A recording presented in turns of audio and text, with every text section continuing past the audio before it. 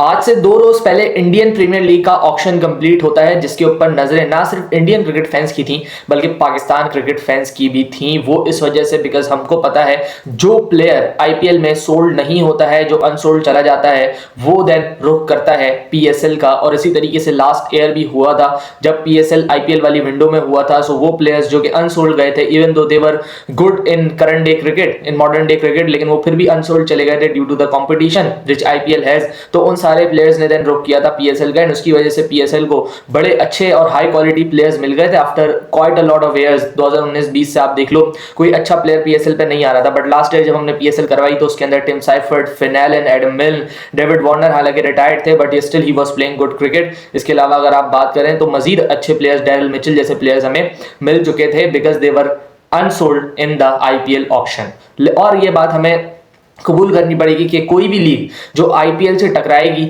वो आईपीएल के मुकाबले में सेकेंडरी कंसीडर की जाएगी, बिकॉज आईपीएल की मैनेजमेंट ने जिस तरीके से अपने फाइनेंसेस को मैनेज किया है over the last 17 to 18 years, her player चाहता है कि वो आईपीएल खेले, हर प्लेयर ये चाहता है, हर बोर्ड ये चाहता है कि इंडियन क्रिकेट बोर्ड से उनके ताल्लुकात अच्छे बने, because the amount of money which they are paying to the players, the amount of money which they are paying to the boards as well, उसका बहुत ज्यादा इंपैक्ट होता है हर क्रिकेट बोर्ड के ऊपर। ऑब्वियसली एक स्पेसिफिक परसेंटेज हर player share करता है अपने क्रिकेट बोर्ड से, जैसे कैमरन ग्रीन अभी 25.2 करोड़ के बिका है, सो वो कुछ अमाउंट इसमें से, कुछ परसेंटेज इसमें से ऑस्ट्रेलियन क्रिकेट बोर्ड को भी देंगे, बिकॉज वो उनकी रिप्रेजेंटेशन की वजह से इस लीग में रजिस्टर कर पाए थे and he has been sold at a whopping price. तो हर बोर्ड को भी अपना फायदा दिखता है, हर प्लेयर को भी अपना फायदा दिखता है, एंड दैट इज व्हाई सब प्रेफर करते हैं Indian Premier League obviously. And वापस मैं कहूंगा कि जो भी लीग इस स्पैन में होगी वो इंडियन प्रीमियर लीग के सामने एक सेकेंडरी लीग ही कंसीडर की जाएगी। बट इस साल पीएसएल के साथ मजीद थोड़ा सा खराब हो गया है, क्योंकि पिछले साल जो प्लेयर्स पीएसएल की तरफ आए थे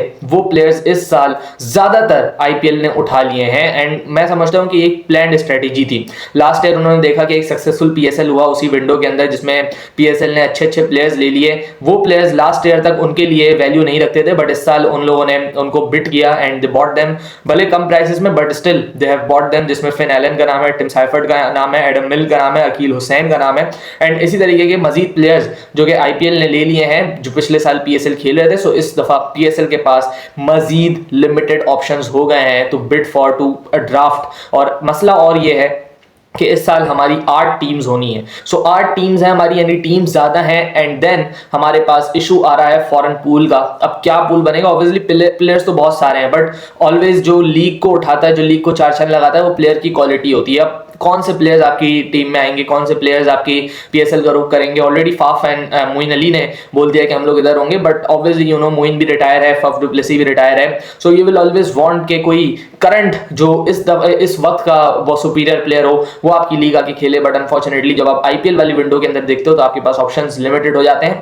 एंड इस दफा आईपीएल ने भी बिल्कुल स्ट्रेटेजी के साथ वर्क करते हुए पीएसएल के लिए बहुत ही कम ऑप्शंस छोड़े हैं। सबसे पहले हम लोग ऑप्शंस के ऊपर अगर डिस्कस कर लें कि मॉडर्न डे क्रिकेट के अंदर हमें कौन कौन से ऑप्शंस मिल सकते हैं जो कि पीएसएल खेल रहे हैं और खेल सकते हैं। सो उसमें आपको ऑस्ट्रेलिया के जैक फ्रेजर मगर दिख जाएंगे, जो कि एक इमर्जिंग टैलेंट है, अभी तक उसने अपना इतना नाम बनाया नहीं है, but we all know the potential.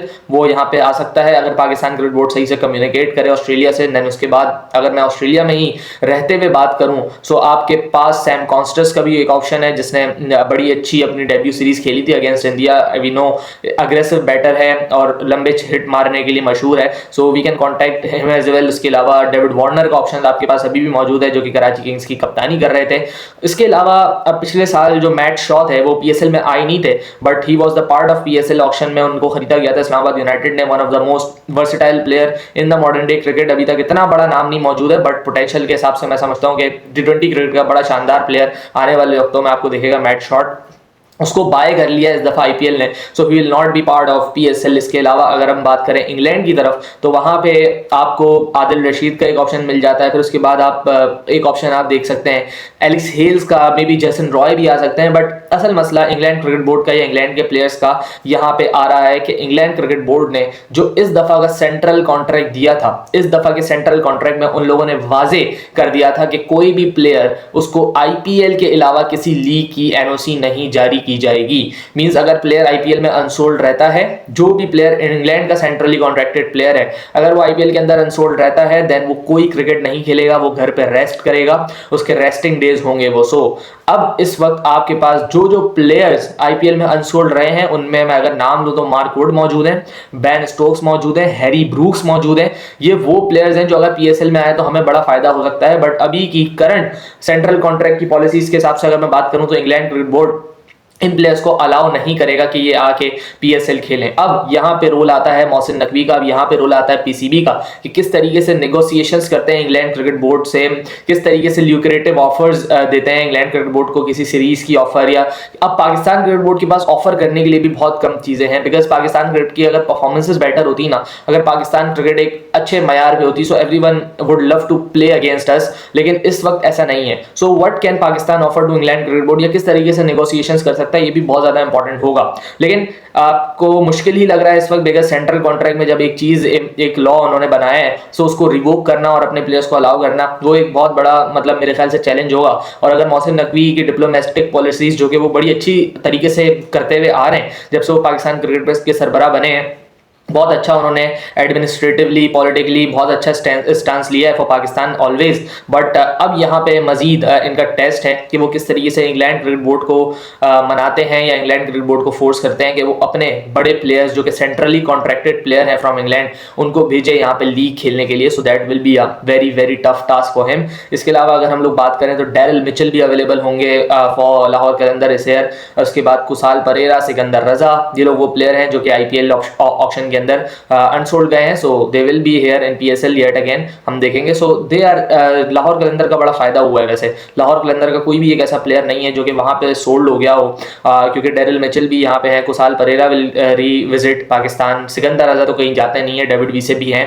I don't know David वीसे को इस दफा लेगी लाहौर कलंदर, रिटेन करेगी नहीं करेगी, बिकॉज पिछले साल भी जब लिया था सो मैचेस नहीं दिए थे डेविड वीसे को। एनीवेज, सो सबसे ज़्यादा हर्ट जो एक चीज़ हुई हुई है वो है कराची किंग्स। वो टीम जो है वो ज़्यादा हर्ट हुई हुई है। उनके जो मेन प्लेयर्स थे जिसमें एडम मिल था, टिम साइफर्ट था, जिसके ऊपर वो बैंक करते थे बेसिकली, वो सोल्ड हो चुके हैं आईपीएल में। So they will not be visiting PSL this time.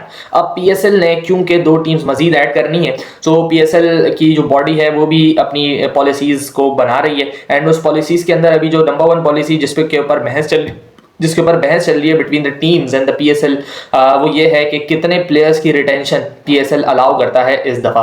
Because you know जब आपकी टीम्स बढ़ेंगी सो प्लेयर पूल को भी आपने उस हिसाब से मैनेज करना है।